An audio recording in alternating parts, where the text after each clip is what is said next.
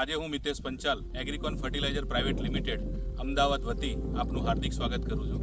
આજે આપણે એક પ્રગતિશીલ ખેડૂત છે એમના કૂવા ઉપર ઊભા છીએ ઓન ધ ફિલ્ડ અને મગફળીનું વાવેતર જે છે 30 દિવસનું છે અને સાહેબે અઠવાડિયા પહેલાં માઇક્રોસેલ દાણાદાર જે એગ્રીકોન ફર્ટિલાઇઝર પ્રાઇવેટ લિમિટેડનું આવે છે એમને પૂંખ્યું હતું અઠવાડિયા પહેલાં અને આજ તમે જોઈ શકો છો કે ભાઈ જે પૂંખ્યું હતું એમાં તમે સોયા જોઈ શકો છો કે સોયાની શરૂઆત થઈ ગઈ છે અને લગભગ 20-25 એક ઝાડ ઉપર સોયાની શરૂઆત થઈ ગઈ છે 30 દિવસની મગફળીમાં.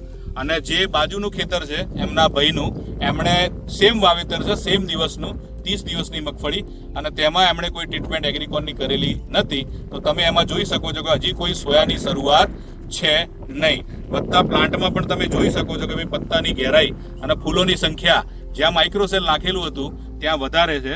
તો ખેડૂત સાહેબના મુખે આપણે સાંભળીએ કે એમને માઇક્રોસેલનું રિઝલ્ટ કેવું લાગ્યું. સાહેબ આપનું નામ?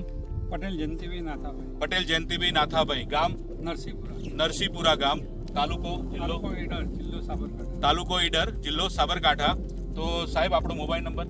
9429 6271. તો સાહેબ તમે અઠવાડિયા પહેલા માઇક્રોસેલ એગ્રીકોન ફર્ટિલાઇઝર પ્રાઇવેટ લિમિટેડનું છાંટ્યું હતું એટલે કે પૂંખ્યું હતું, તો અત્યારે કેવું રિઝલ્ટ દેખાય? રિઝલ્ટ સારું છે, ના વપરાય એવું છે. આનાથી સોયા વધારે નીકળી ગઈ. અને જે આમાં કાળી ફૂગ બાજુના ખેતરમાં આવી ગયેલી છે, તમારે કાળી ફૂગ આવી છે? ના, કાળી ફૂગ નથી. કારણ કે મિત્રો માઇક્રોસેલની અંદર સારા પ્રમાણમાં ગંધક પણ વાપરેલો છે એટલે તમારા જમીનના ગંધકની પણ ખૂબ જરૂરી છે.